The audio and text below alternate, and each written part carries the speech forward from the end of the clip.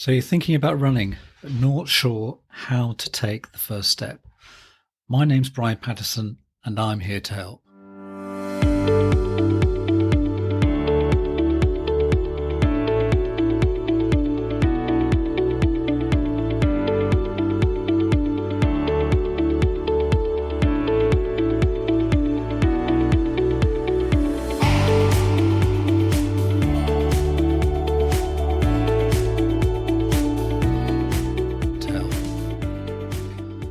Welcome to Brian's Run Pod with me, Brian Patterson. This is a podcast about my journey with running.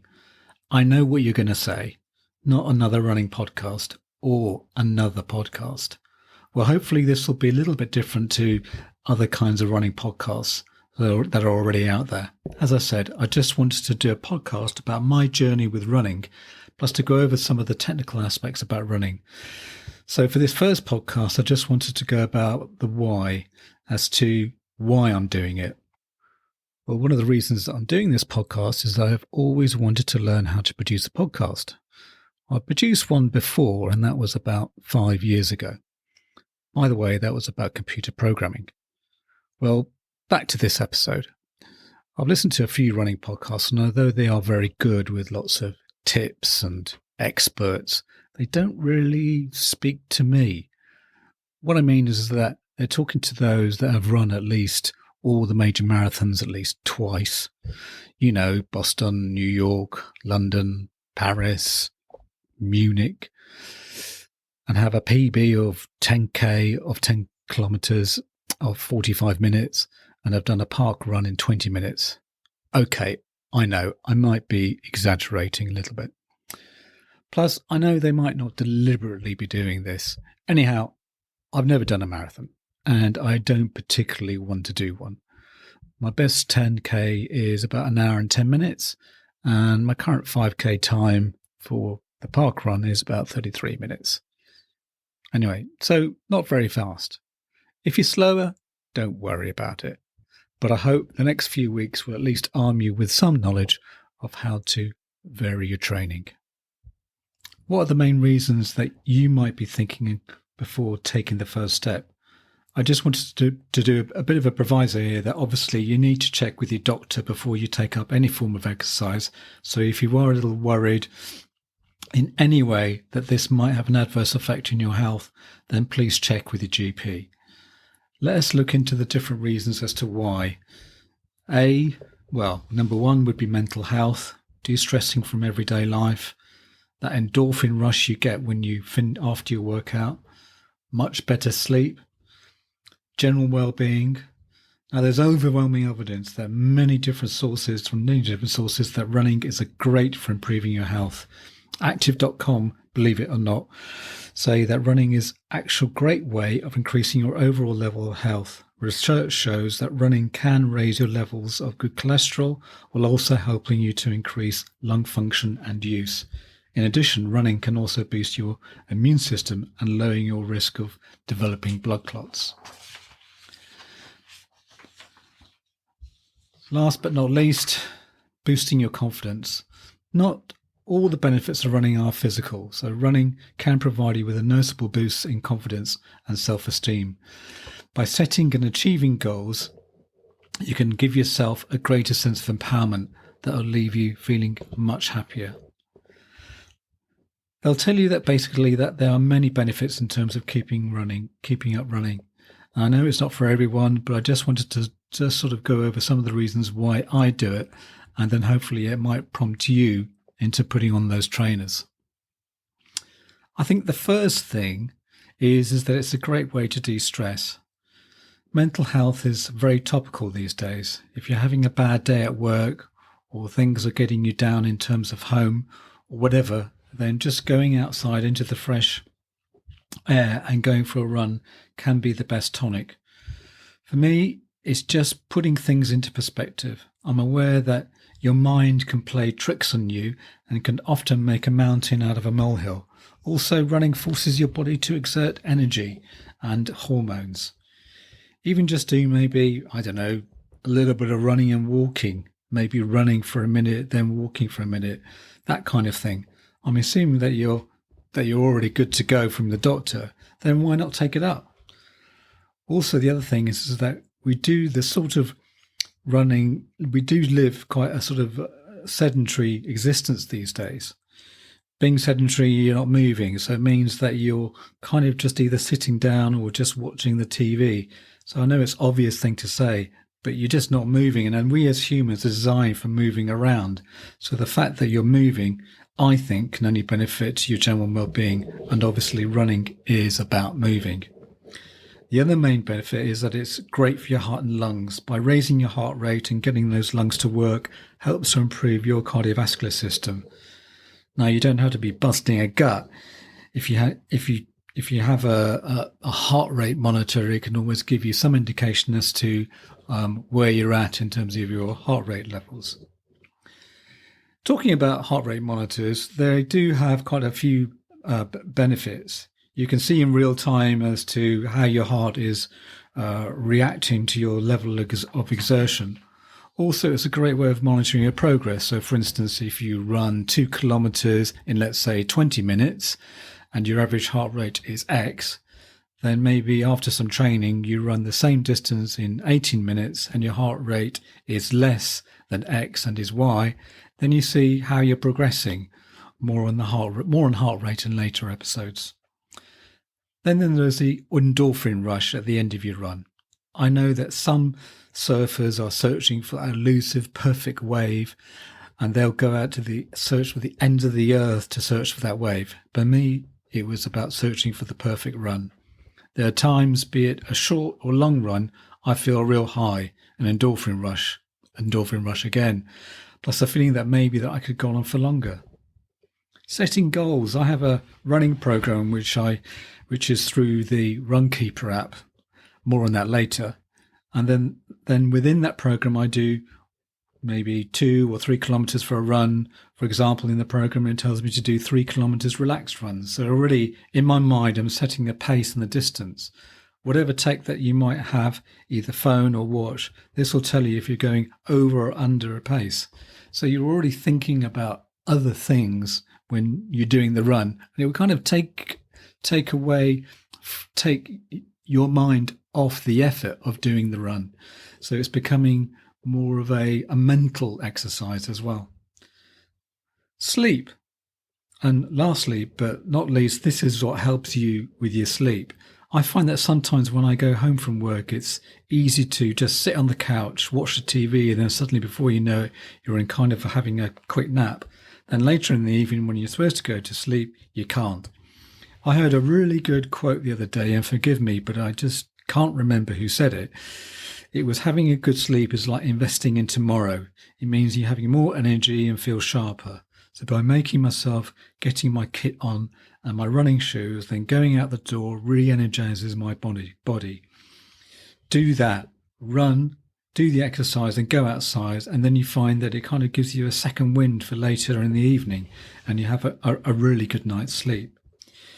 You know, maybe you may be worrying about certain things, but hopefully running will help alleviate some of the stresses that you may have from the day-to-day. The other thing I'll be covering through the podcast will be about the technology that we have with us. There's so much that is available now in terms of watches, your phone, that is giving you so much data about what you're doing in terms of running, and hopefully this will help get you motivated and going for a run. You've come a long way from taking a stopwatch and guessing how far we run. I remember going out on my bike and measuring the distance first with an odometer. No GPS in those days. Now having a GPS on our devices is a given. I'll also help explain what data means on all these devices. I don't think technology companies are very good at explaining what it all means, how this is going to benefit me in terms of my running. I use an Apple Watch, and apologies for those who are using Garmin's or any other types of watches or whatever, but I'm sure that they're very much the same type of technology as the Apple Watch. So I mean, like for instance, I look at the last run I did, which was yesterday, and I did a 5-mile run, which was my long run for the week. And looking at my Apple Watch now, if you could just bear with me, then it gives me so much information, data for the the splits per kilometre, my heart rate, total calories, distance, my cadence, my strides per minute, power, ground contact time, vertical oscillation, stride length. What does all this mean? So it's given me what's this thing called vertical oscillation. Apparently my vertical oscillation is 9.5 centimetres. My ground contact time, which is 295 milliseconds. Oh, my stride length, that, I don't know what that means. They're all kind of, all this data comes all together. And it's supposed to give me some indication as to how I can become a better runner.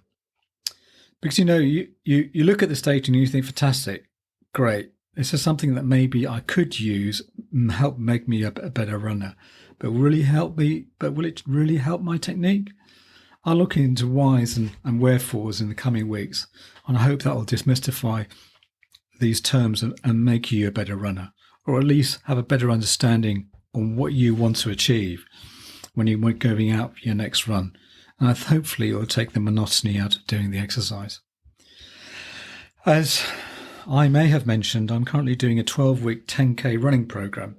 The program is called Runkeeper, and I'll provide a link in the show notes. I may take this opportunity to say that they are not a sponsor of the show. I've had this app for many years and was probably one of the first dedicated running apps to be on the iPhone, apart from Nike. I tend to repeat this running program every so often, and it's really good for me because it fits into my current lifestyle. Finish work at 4:30 and get home before 5, and by 5:10 I'm out the door on my run. Before you start the program, it will ask you how often you want to run, how long you want to do the program, have you run recently, what time do you want to achieve for a 10K run. I'm doing a 10K program, and the algorithm will churn out a week-by-week running schedule. For me, I wanted to run 3 times during the week and then once at the weekend. So I'd run on a Monday, Wednesday, Friday, then Saturday. My target time for 10K would be 1 hour and 6 minutes. It starts off very slowly with short runs just to get you used to the frequency and intensity of each run. The key thing here is to take it easy and listen to your body. You may experience some other after effects, for instance, cramping or muscle soreness, but don't be alarmed as your body gets used to the length and intensity of running. Plus, it's important to have a rest day between each run. My program is split into periods. The technical term for this is periodization training. Periodization training, as has been definition of it, is basically a deliberate manipulation of training variables to optimize performance for competition, preventing overtraining and progress performance. Variable adjustments in duration, load and volume are planned out over the specific period of time to achieve these objectives. For athletes, the goal is to mix up load variables, training intensity and volume at different times of the year to allow the athlete to peak at certain times. These period times usually coincide with competitions. Periodization has been applied to resistance and strength activities like powerlifting and Olympic weightlifting, as well as endurance associated activities like running and cycling.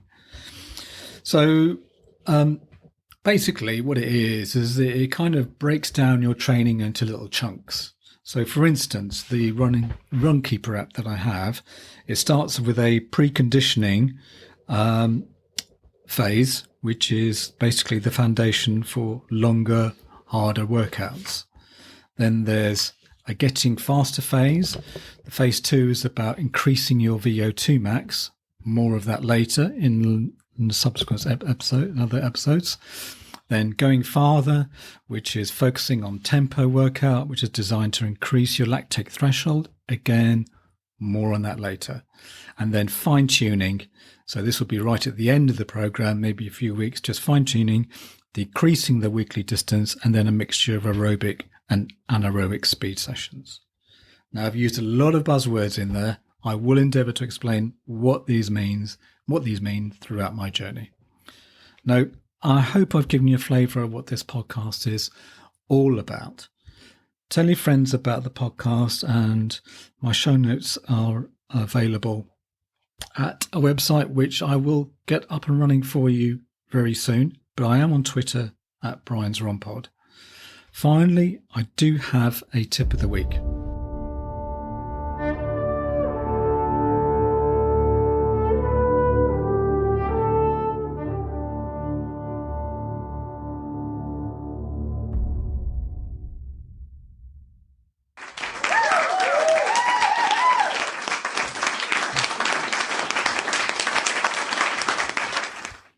Before you go for your run, check out the tech you're using. I know it's obvious, however, I have come unstuck a couple of times when I've pressed the stop button in the middle of an interval session and when I should have pressed pause, or how to turn the music off, or pause or change the playlist. When you're running, it's easy to get confused when you're so focused on your running and your training. So before you go out running, just take stock of whatever tech you've got on, be it watch or iPhone, and then just making sure that you know how to pause things, turn things off, and then because you want to collect all this data, so it will help you progress and help you make you into a better runner. So all I want to say is thanks for listening. And hopefully in the coming weeks, I'll give you a little bit more insight into my journey with my running. And hopefully it's something that you'll still want to keep listening to. So anyway, thanks for listening to Brian's Run Pod, and I hope to speak to you in the coming weeks.